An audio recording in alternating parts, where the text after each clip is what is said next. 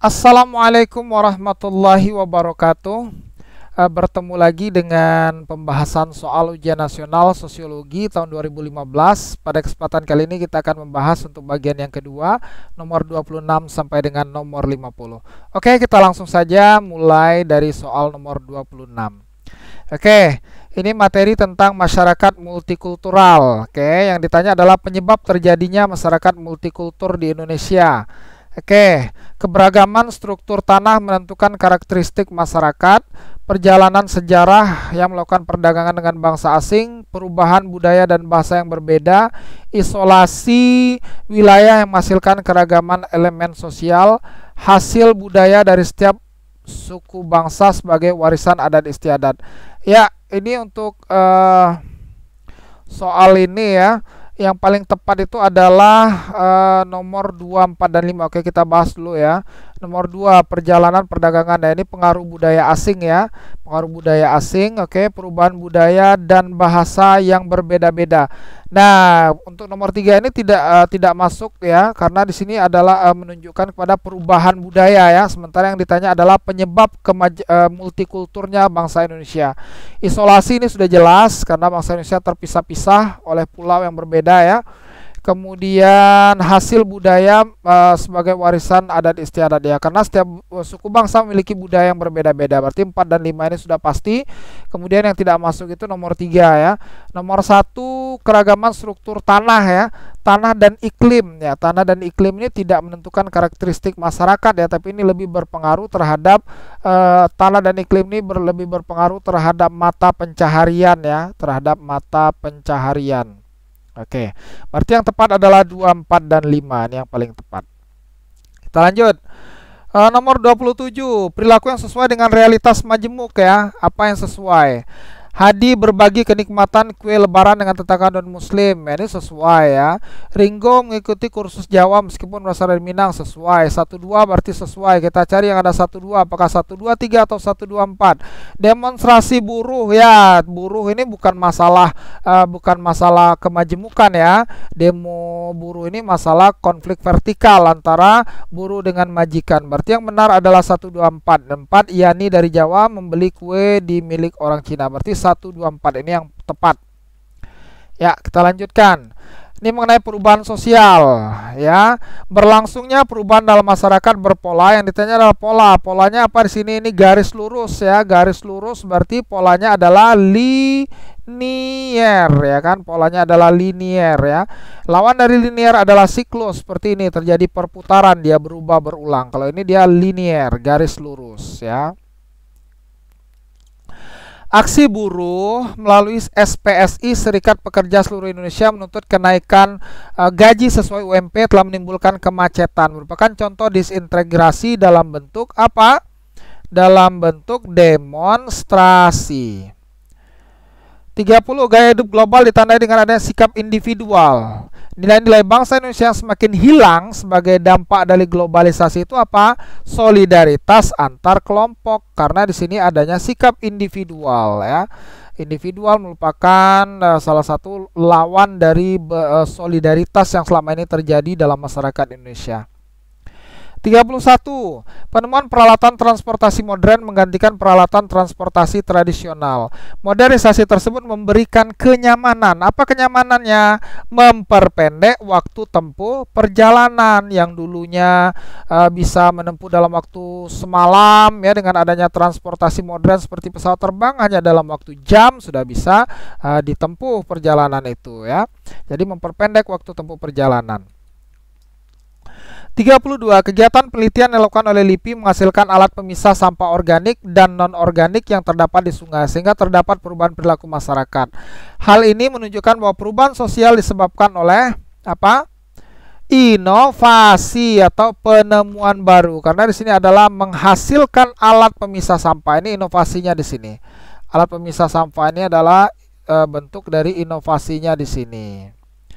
33. Faktor pendorong, kontak ya, mendorong. Kepentingan ini penghambat ya. Kepentingan ini namanya apa? Vested interest ya. Menghargai ini mendorong. Ikatan, nah ini prasangka ya, ini penghambat ya. Berarti 1, 3, dan 5. 34 ciri lembaga, ini keluar terus ya ciri lembaganya. Dia punya tingkat kekekalannya, ada lambangnya, cara yang tidak mengikat. Ini salah ya, ini jebakan di sini. Ada tradisi, ada tata tertib ya. Berarti 1, 2 dan 4 ini yang benar.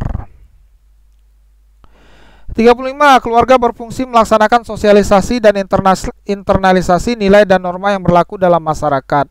Deskripsi tersebut menunjukkan bahwa lembaga sosial berfungsi untuk apa? Sosialisasi dan internalisasi nilai yang berlaku dalam masyarakat, membentuk kepribadian. Karena dia di sini ada internalisasi, menanamkan nilai dan norma ya. Tujuannya apa nilai dan norma itu ditanamkan? Untuk membentuk kepribadian.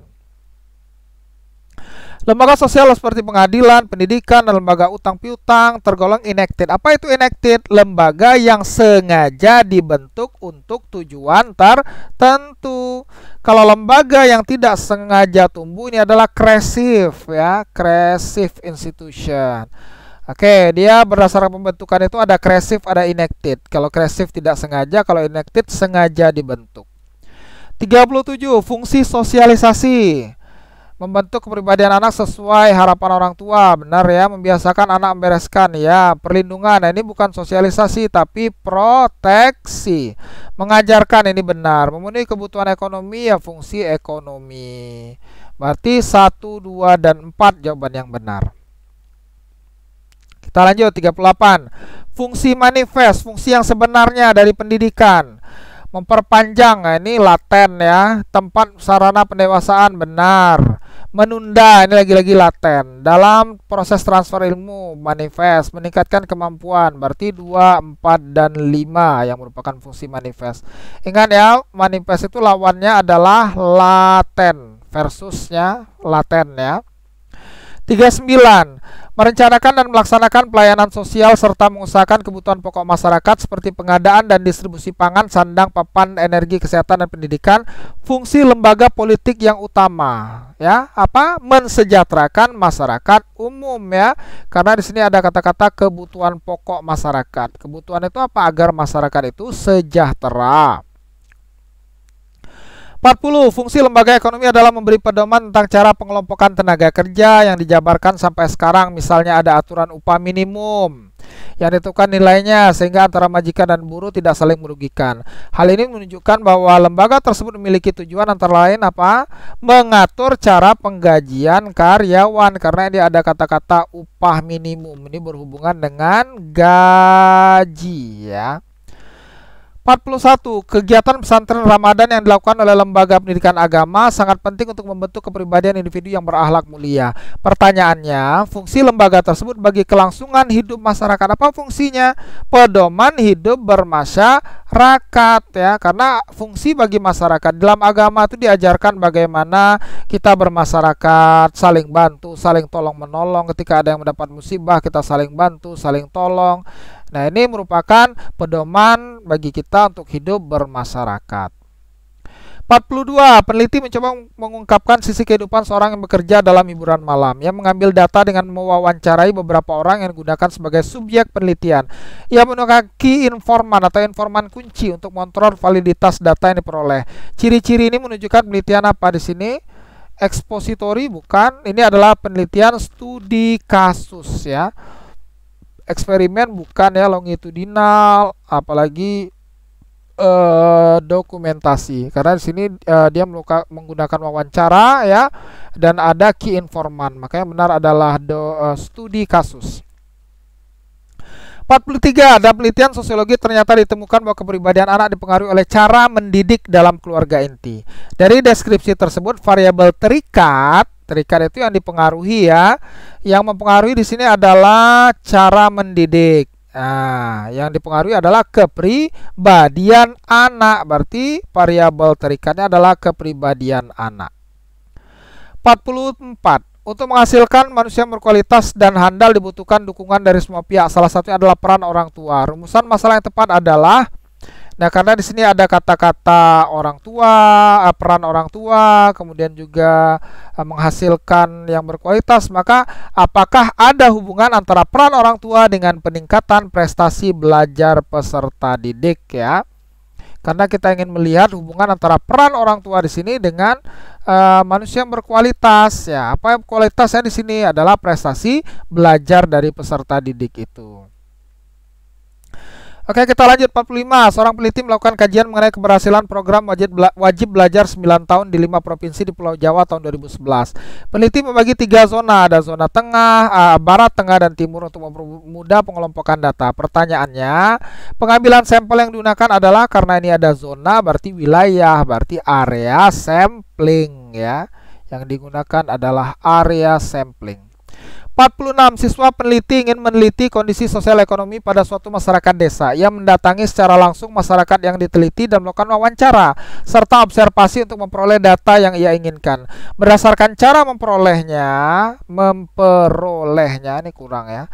Data tersebut tergolong data primer karena dia diperoleh secara langsung. 47. Kelemahan teknik wawancara. Apa kelemahannya? Responden sulit ya, tidak, ini angket kalau memilih jawaban. Peneliti tidak bisa menyelami, salah ya. Responden yang sibuk, ini kelemahannya. Waktunya lama, kadang tidak sesuai kebutuhan, berarti 2, 4, dan 5. Ini yang merupakan kelemahan dari wawancara. 48. Oke, yang ditanya adalah pengurangan konsumsi. Ini kita lihat konsumsinya ya, pengurangannya. Ini gampang, tinggal dikurangi aja ya. Juli ke Agustus ya hanya berkurang berapa ini? Ini bukan berkurang, ini meningkat ya. Yang berkurang ini Agustus ke September berkurang. Kalau ini tetap. Yang paling tinggi adalah dari Oktober ke November. Berarti pengurangan yang tertinggi terjadi di bulan November ya. Dari 1,7 menjadi 1,6. Ini yang tertinggi penurunannya. Kita lanjut 49. Pada pelaporan hasil penelitian sosial terdapat bagian pendahuluan, ada daftar isi, ada kata pengantar. Kegunaan daftar isi dan kata pengantar itu apa? Untuk mengantarkan ke bagian isi laporan. Dari daftar isi kan bisa dilihat, latar belakangnya apa, di halaman berapa, kemudian rumusan masalahnya di halaman berapa, dan selanjutnya mengantarkan ke bagian isi laporan. Ini jawaban yang tepat. Nah, yang terakhir 50, peneliti mengakhiri penelitiannya dengan menyusun laporan hasil penelitian yang sesuai metode ilmiah. Laporan hasil penelitian sangat penting artinya bagi pengembangan pengetahuan atau kepentingan masyarakat. Nah, ini bagi kepentingan masyarakat ya. Kenapa? Karena menjadi bahan diskusi ilmiah dan menjadi masukan objektif mengatasi masalah-masalah yang dihadapi oleh masyarakat. Laporan penelitian itu bisa dijadikan dasar sebagai bahan yang bisa dijadikan untuk mengatasi masalah yang terjadi dalam kehidupan masyarakat. Ini adalah fungsi laporan penelitian untuk kepentingan masyarakat. Oke, para siswa sekalian, inilah pembahasan soal ujian nasional sosiologi tahun 2015 untuk bagian yang kedua, nomor 26 sampai dengan nomor 50. Jika masih ada yang ingin ditanyakan, silakan ketikkan di kolom komentar. Jangan lupa like, share, dan subscribe channel ini bagi yang belum subscribe. Demikian saja, terima kasih atas segala perhatiannya. Wassalamualaikum warahmatullahi wabarakatuh.